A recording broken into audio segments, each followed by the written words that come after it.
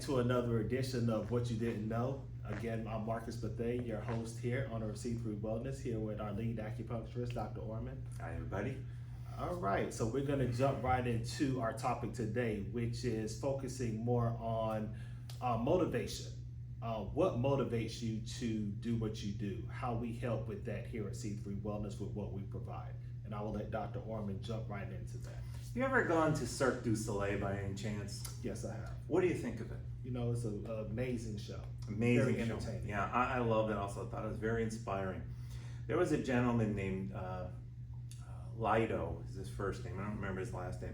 Kind of befriended him, and he had written an interesting book and put a course. And his story was that when he was a kid, he wanted to be a juggler. Who wants to be a juggler as a kid? I want to learn how to juggle. I ain't gonna lie, but not to be a juggler. And apparently in juggler world, if you're not exceptional by the age of 9 or 10, you're considered washed up, which is crazy, but nevertheless. And so he was 10, 11, and he could not juggle very well. And they said, well, you know, if you're going to be in the circus because you grew up in a family of circus performers, which another interesting story. But he said, you know, pick something else. He said, no, I want to do juggling. So what he would do is find the elite of the elite in their skill level and ask them, what is it that you do that got you from beginning level to this elite level? And most of the time, their truthful answer was, I don't know, I just worked hard. In other words, they were doing things that pushed them to excel, and they didn't know what exactly they were doing. So he would sit and watch or tape them with their permission and watch how they trained. And one of the things that they would always do was they would attack things that were the most difficult first. Okay. And then he asked them, how is it? And of course, when you're doing something new and something difficult, you're going to temporarily fail a lot. Of course. And that could sort of wear on you. It'd be, you know, you're a basketball guy, you're just learning how to shoot free throws, and Shaq looks like a good free throw shooter. You know? Oh, he's excellent. And so in the beginning, you don't know how to hold the ball, you don't know how to stand, you don't know how to release, etc. until you do, and then you start getting not so bad, and then maybe average, and then you start to excel at it. Of course. And then he asked, what is it that keeps you coming? And this is where the motivational aspect comes into play. And most of them, they use different words, but they cited a philosopher from the 16th century that said, all human behavior is a result of one of two things: either avoidance of pain or movement toward pleasure. And those who excelled would do a combination of both, but there was always a leaning toward movement toward pleasure. Of course.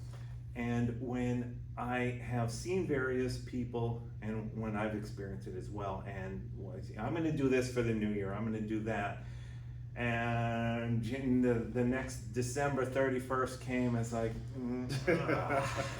next year! Of course. It was always the avoidance of pain, and I didn't plan out the movie for pleasure. And so the first thing I would suggest is, when a person wants to do something, how is it when you achieve that your life is going to improve? And build a story. And I mean really, really build a story. And then whatever your story is, write it down. Leave it there. Come back the next day. Throw that paper away and make it bigger. Okay. And when you get to the point when you're not talking like this, but you're talking like this, when you wait till like 10, then you know you got it. Because it's coming from, not only a mind-driven thing, but it's a heart-driven thing. And more importantly, it's a you-driven thing, not an I'm supposed to do this thing. Correct. What do you think motivates people the most to achieve that pleasure point versus trying to avoid it because of experiencing pain? I think what drives them is the, you know, as far as we know, we get this one life, and I want to make the most of it. I want to experience all of life, you know, what all life has to offer, how do I say this? What I want life to be. Okay. As opposed to what I think I should, or what my, maybe my parents in taught me, or teachers suggested, or I'm sure they're all well-meaning, but this is the direction I want to go, and I want to live life through passion. And there are certain things, certain physiological things that can be done, certain nutritional things that can be done. There is a part of the brain that is associated with motivation, and there is a substance that is a derivative from the skin of the tomato plant, which stimulates that part of the brain. So in other words, you can think of it as motivation in a bottle, so to speak. Nice. And there is also a second, there are two other things. There are a couple of acupuncture points that also stimulate that part of the brain that is associated with motivation. Then there's a simple exercise from Qigong. Most people have heard of Tai Chi, slow moving. Qigong is a cousin to it, where it's either repetitive movements along with breathing, or else static postures. In this case, when a person stands up and makes a loose fist and starts pounding on the quads, in our model of medicine, the quadriceps, the top of the quadriceps are considered the sea of blood. There's a phrase that translates as that. And when you can move that blood, when you get movement, you get motivation. So one of the simple things is just, and it's just, it's just loose fist. It almost feels like a massage. Okay. And it's an up and down type of movement. That combined with specific nutrition, combined with having a really big goal. Most of the time people say, well, they have to be realistic. This is one time realistic does not work. Realistic For the stars gets, and you might land on the moon type of thing. yeah, realistic gets you up in the morning. It doesn't get you excited in the morning. And most of the time what I've noticed, people who fail, they fail only because their goals were too common. Did you ever see the movie Miracle? Yes. About the hockey team? We must be a team, we cannot be a team of common men, because common men go nowhere. Correct. We must be uncommon. And I thought that was a great statement. When you make it big enough to be, I want to get up at 3 o'clock, drooling, bouncing out of bed, then you know you got it right. And like I said, these physiological things can assist with that as well. Okay, so as a team, how do you think we can help people accomplish that motivation here at C3 Wellness? A number of ways. The first thing is clarity, and when there's a lack of clarity, there's stuckness. So I always use this as an example. We love rivers. We don't like lakes. Lakes not moving enough. Rivers moving beautifully. Same thing in the body. When the energy is not flowing, there's a stuckness.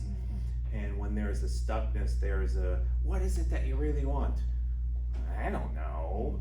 And that's a truthful statement, because they probably don't know because of the stuck energy. So when we have acupuncture, when we have massage, when we have that combination of the two, where 1 + 1 = 4, that's when a person begins to, oh, wait a second, I never considered that, or wow, I never looked in that direction before. And I think that is the very, very first step. We also can help people, assist them with their nutritional intake. Both their diet, certain foods have a tendency to be very cloying or clogging, which if it clogs the body, it's going to clog the mind, clog the spirit, so to speak.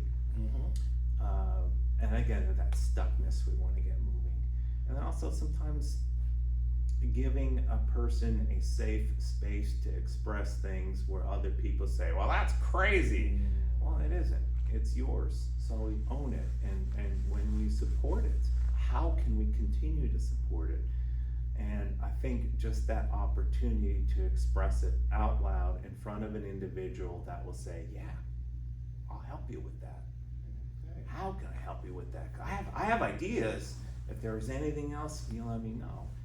And I don't know, some of the most, we all have victories.